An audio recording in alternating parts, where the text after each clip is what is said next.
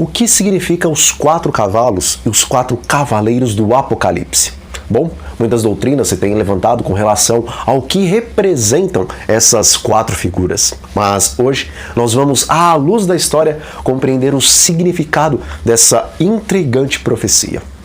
Amigos, Jesus nos dá em sua revelação do Apocalipse uma visão profética, tridimensional do que finalmente chegaria a ser a história do mundo, desde os dias apostólicos até o tempo do fim. E para isso, ele se utiliza das sequências de 7.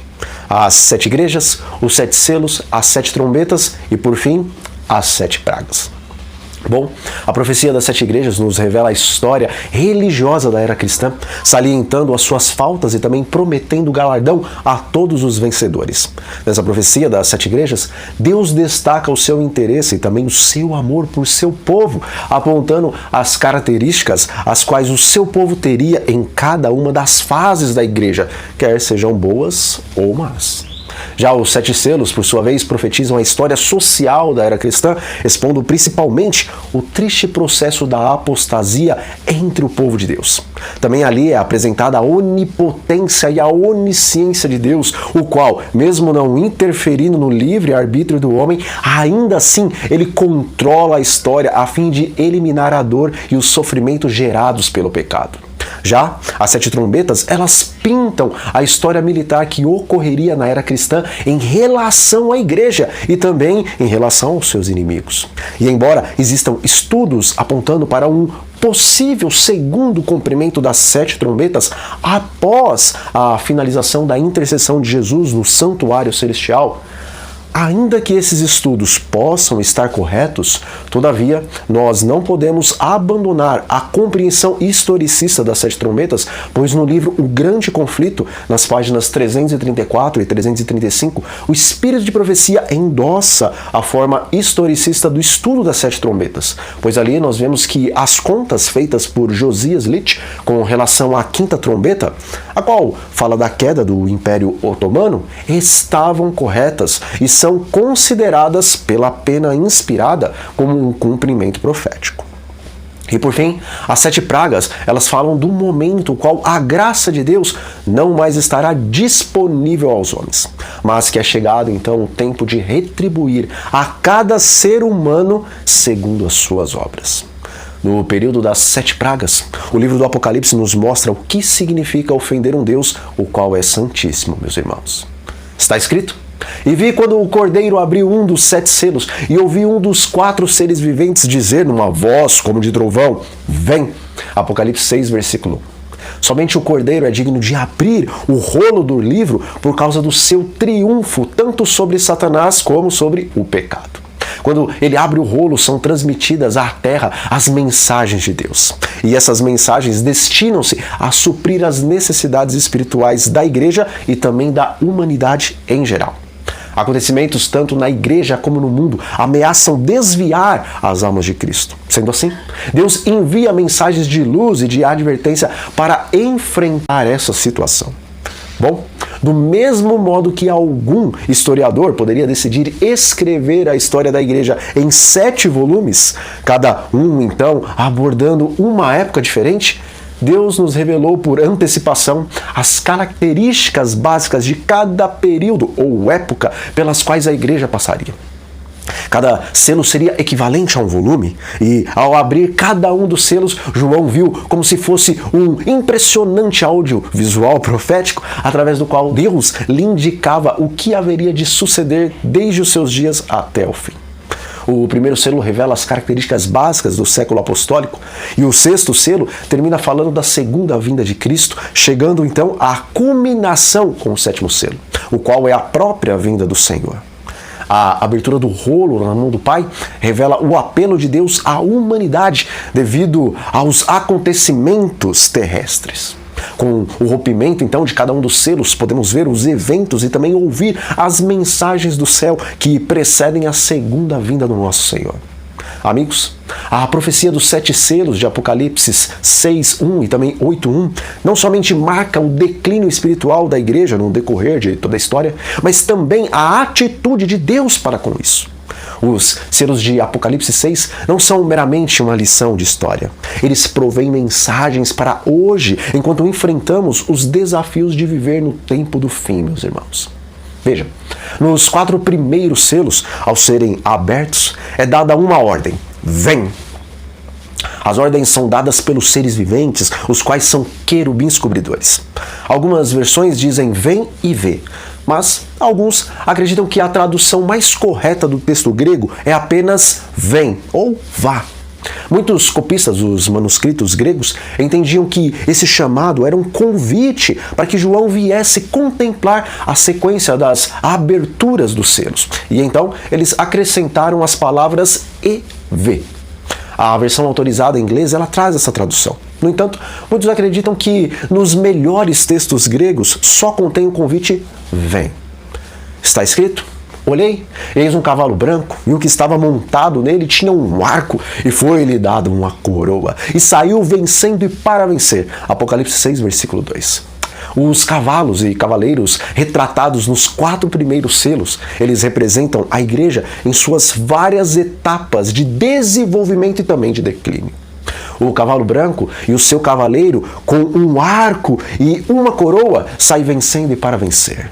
Bom, simbolicamente isso descreve a igreja em sua condição inicial de pureza, quando, sob a liderança do Senhor ressurreto, ela levou o evangelho avante, independentemente da oposição dos poderes pagãos daquela época.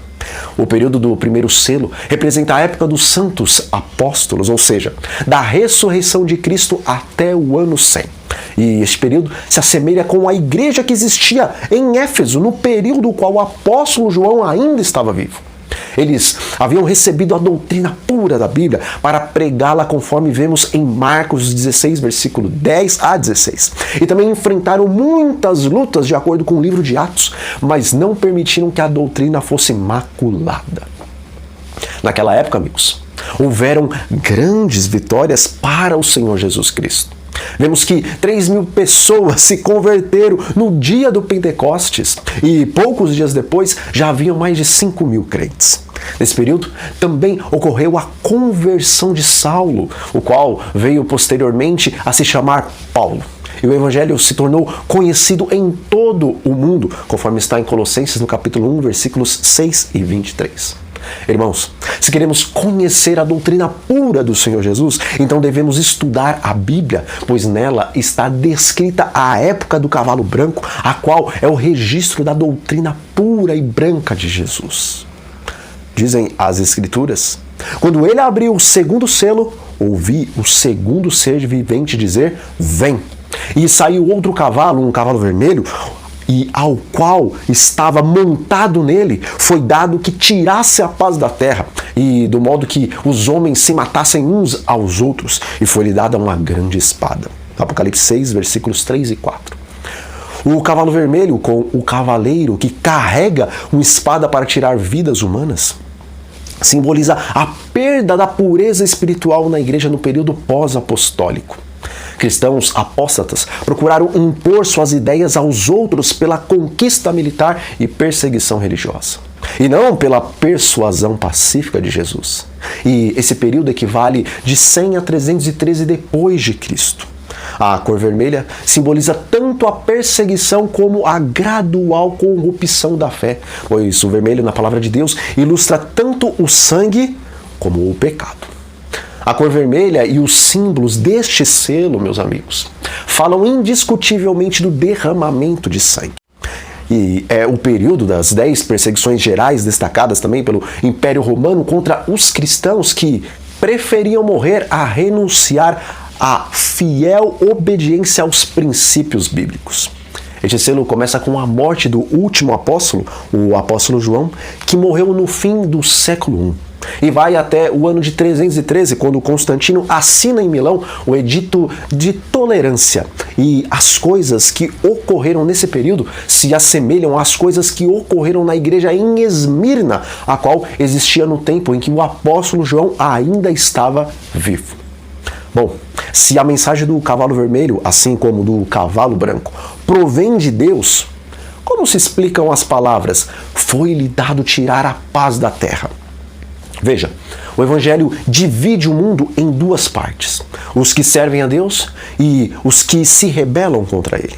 Jesus certa vez disse: não pensem que eu vim trazer paz à terra. Não vim trazer paz, mas espada. Mateus 10, versículo 34. Não é o Evangelho que traz a guerra, mas a rejeição do mesmo que gera a perseguição à verdade.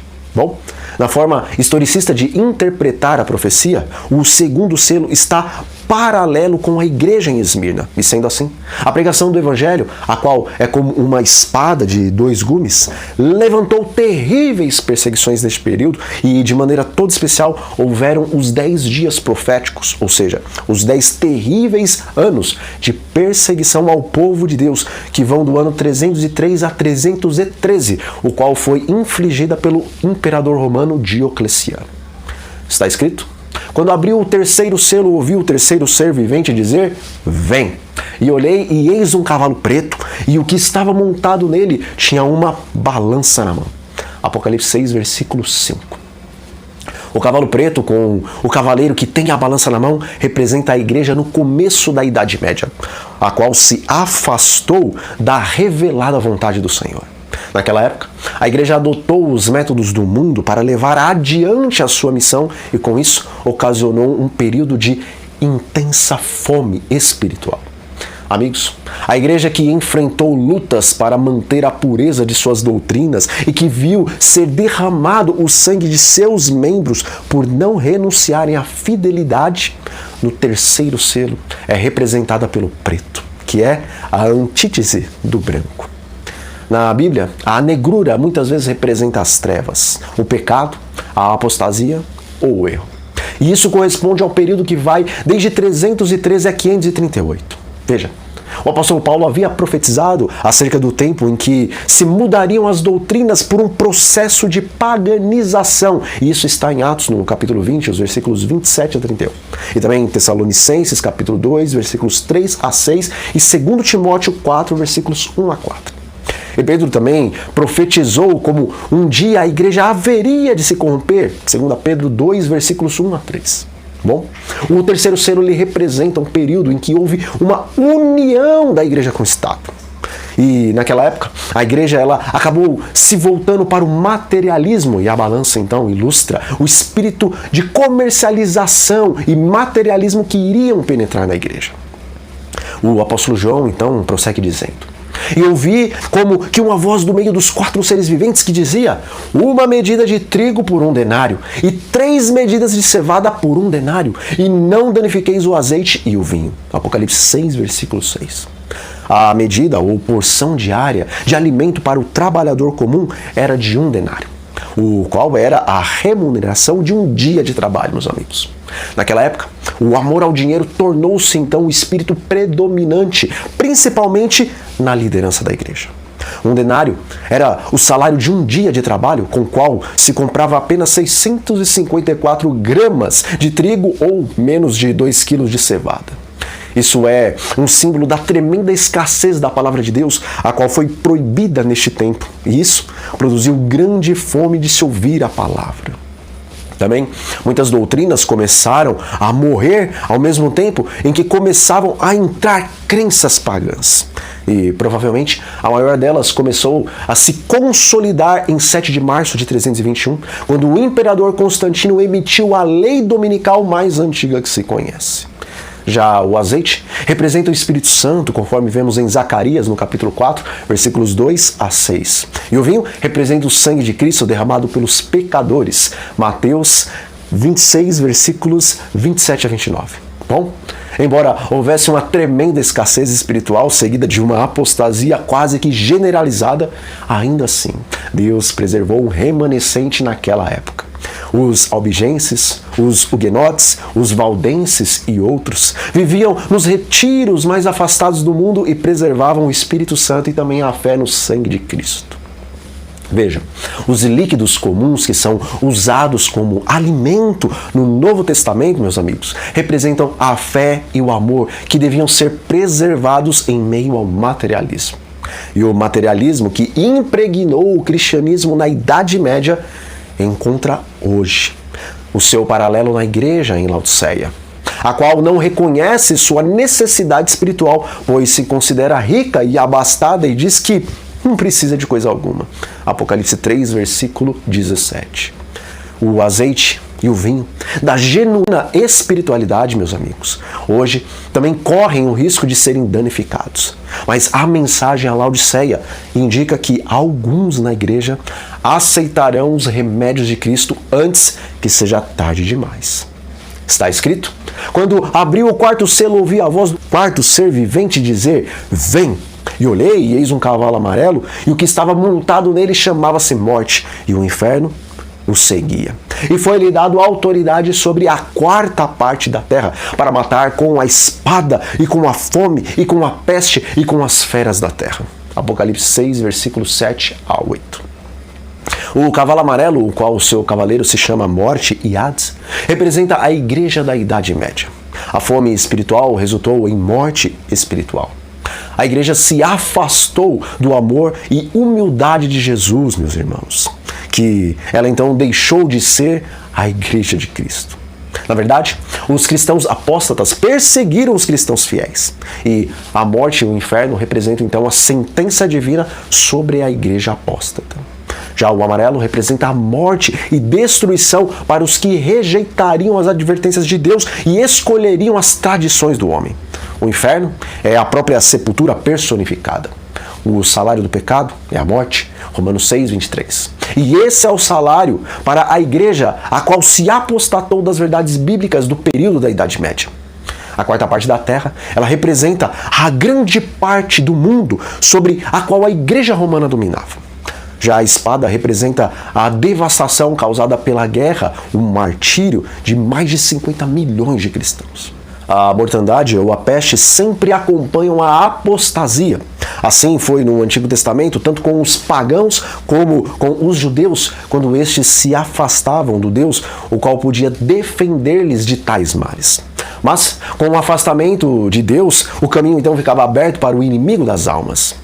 E na Idade Média, a peste negra foi a pandemia mais devastadora registrada na história da humanidade, resultando na morte de 75 a 200 milhões de pessoas na Euroásia, atingindo o seu pico, então, na Europa, entre os anos de 1347 e 1351. O quarto selo do capítulo 6 de Apocalipse, ele corresponde ao período que vai de 538, quando entra em vigência o decreto de Justiniano, até 1517, com o começo da Reforma Protestante. Período o qual as doutrinas puras foram então pisoteadas e que os cristãos paganizados perseguiam implacavelmente o pequeno remanescente fiel à doutrina bíblica. Bom, amigos, nós ficamos por aqui. Espero que vocês tenham gostado. E um grande abraço a todos e até a próxima.